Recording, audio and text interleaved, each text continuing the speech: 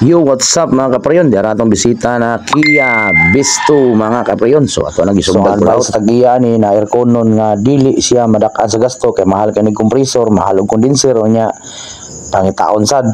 So ato ang gi-design mga kaprayon nga stock ang iyang evaporator, 64B ang kompresor o nya 64B pod ang iyang condenser o nya atong giusab ang iyang mga pipeline mga kaprayon, gipahimuan nato mga fittings.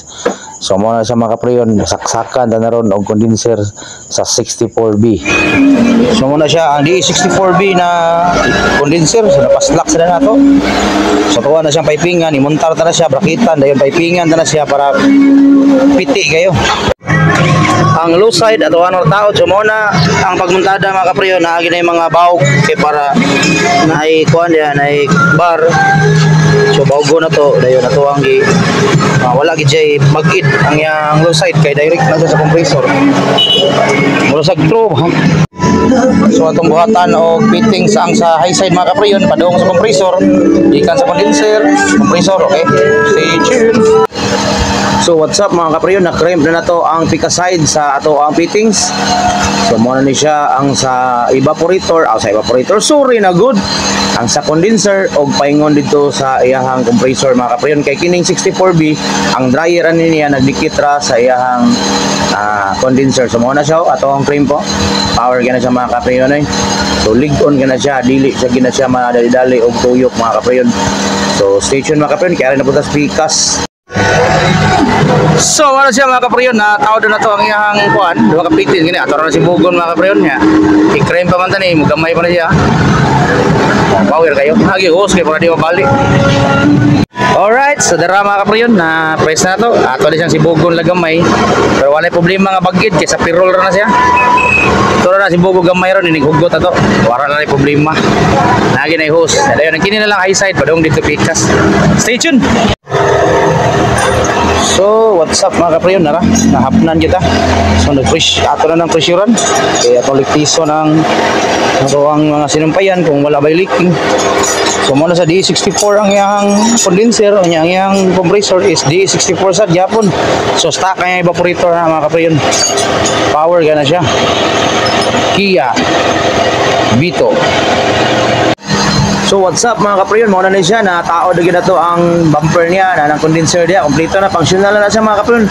So bugnaw na gina siya mga kaprayon. Ay usa ka problema ni ang iyahang water pump nagbagkid na ang iyang bearing kaning nasa kilid ay kani mo ni nagdalag saba sa ato ang unit mga kaprayon. Mo na itong ilisan og water pump.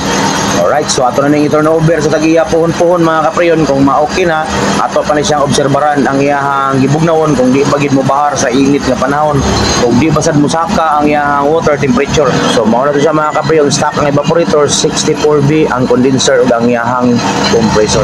Kia Visto lang ang sakalam. Alright, so mao na siya ang sulod mga kaprayon, no? Power kay Kia Visto ang sulod. Right, so nagpag na sad nga to ang Kia Visto mga kaprayon. Right. So what's up mga kaprayon, maayong morning na sad ninyo diha. So nahuma na gid atong Kia Visto nga kombinar na to ang ihang kuan mga kaprayon, ihang aircon system. So sa nangutana anong wala kuno baliki o compressor nga original o condenser nga original. Mahal ang compressor sa Kia Visto, mahal sad ang condenser. Unya mahal sad og dryer. Ayun ang dryer nara may tag 700 kapi na ang dryer. Palit pa tag cleanser, plasinga na to ang kuan, ang sa tawag ganing condenser. So ang gihimo sa tag-iya mga kaprayon, nangutana siya sa technician, siyempre technician mo may mahibaw gyud og unsay maayo dili kay ang ubang tag-iya mo advise sa technician which is dili mo match, dili pwede nga itaod anang unita.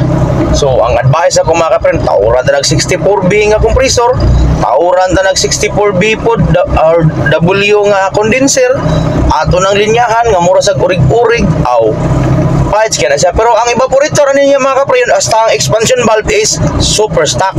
So para fit yun sa iyang evaporator o ihang ilawom sa dashboard. So mao na siya mga kaprayon ang technique rana para dili mo makagasto og maayo sa mga unit ninyo, labi na kanang sama ning wala kayo ipisa, wala kayo ibaligya nga parts. So maora na ibuhaton mga kaprayon sa Kenya Works, wala di mataod itaod tanan. So dahil salamat mga kaprayon sa mga viewers, subscribers sa ako YouTube channel, labi digit sa mga followers sa akong Facebook page. Thank you kinyo tanan mga kaprayon. Bye bye o God bless. So kita ka vlog mga kaprayon kay busy kay tanan.